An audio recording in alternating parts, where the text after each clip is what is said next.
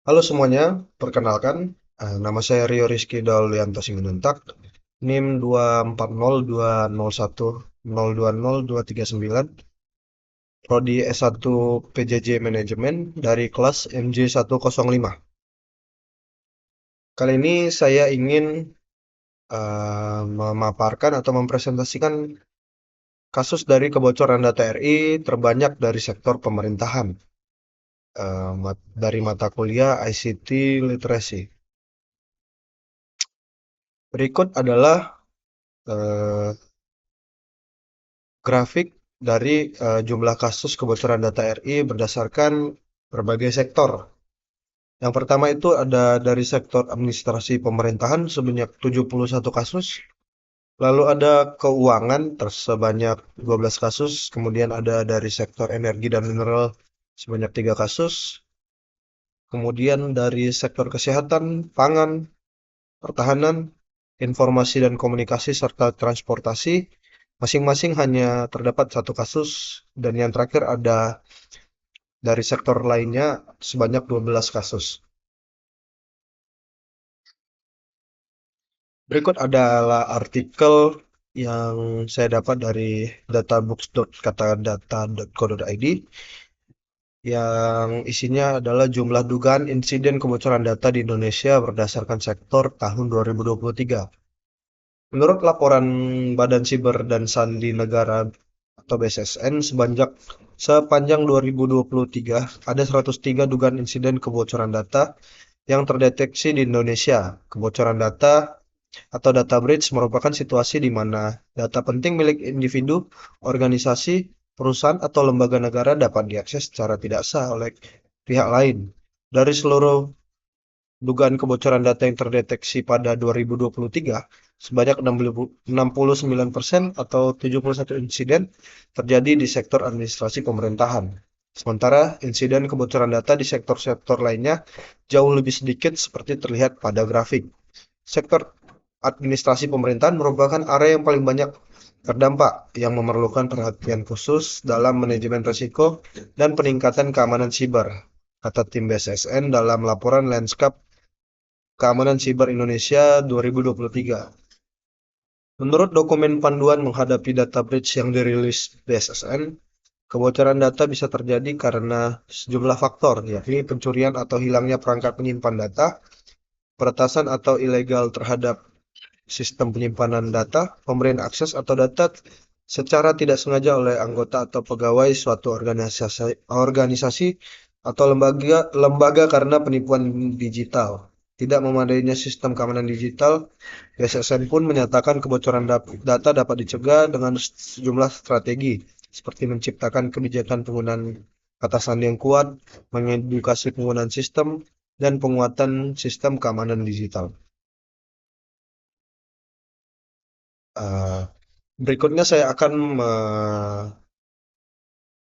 menjelaskan beberapa langkah yang harus dilakukan oleh pemerintah agar kebocoran data tidak terulang lagi. Yang pertama itu adalah menerapkan kebijakan keamanan data yang ketat. Kebijakan keamanan data adalah landasan dari setiap strategi perlindungan data. Instansi pemerintah harus memiliki pedoman yang jelas tentang bagaimana data dikumpulkan, disimpan, diakses, dan dibagikan. Beberapa elemen penting dalam kebijakan itu meliputi klasifikasi data, akses terbatas, prosedur pengelolaan data. Yang kedua adalah menggunakan enkripsi data. Enkripsi adalah metode yang sangat efektif untuk melindungi data. Dengan enkripsi data, informasi yang dicuri tidak akan bisa dibaca tanpa kunci enkripsi. Yang ketiga adalah implementasi autentifikasi multifaktor atau MFA. MFA adalah metode keamanan di mana pengguna harus memberikan dua atau lebih bukti identitas sebelum mendapatkan akses ke sistem. MFA biasanya melibatkan kombinasi kata sandi, token fisik, maupun autentifikasi biometrik. Keempat adalah memperbarui sistem secara berkala. Sistem yang tidak diperbarui seringkali menjadi sasaran serangan siber karena memiliki kerentanan keamanan yang sudah diketahui. Oleh karena itu, penting bagi instansi pemerintah untuk selalu memperbarui sistem operasi, aplikasi, maupun perangkat lunak keamanan, seperti antivirus maupun firewall. Firewall. Yang kelima adalah melatih pegawai mengenai keamanan siber. Human error adalah salah satu penyebab terbesar kebocoran data. Pegawai pemerintah harus dilatih tentang praktik keamanan siber, seperti menggunakan keatasan yang kuat, menghindari phishing, mengenali tanda-tanda perangkat yang terinfeksi malware. Yang keenam adalah monitoring aktivitas penggunaan dan sistem. Pemantauan yang efektif dapat membantu mendeteksi aktivitas mencurigakan atau upaya pelanggaran keamanan sebelum terjadi kebocoran data. Yang ketujuh adalah menggunakan firewall dan sistem perlindungan jaringan. Firewall adalah garis pertahanan pertama yang mencegah akses yang tidak sah ke sistem pemerintah. Menggunakan firewall modern dengan fitur seperti Deep Packet Inspections atau DPI dapat memeriksa lalu lintas data secara lebih mendalam dan mendeteksi aktivitas bahaya.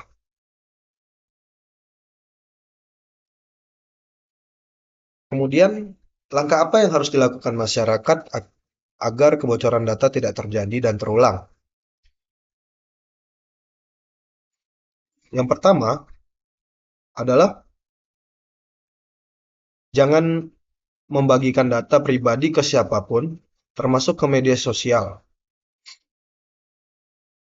Sekarang teknologi semakin canggih, termasuk AI yang bisa disalahgunakan oleh fraudster untuk melakukan aksi kejahatan. Yang kedua adalah selalu waspada dan berhati-hati saat berinternet menggunakan free wifi, terutama saat mengakses berbagai website atau aplikasi perbankan. Ketiga, tidak mendownload file foto, PDF, program, dan lain-lain dari situs yang tidak terpercaya.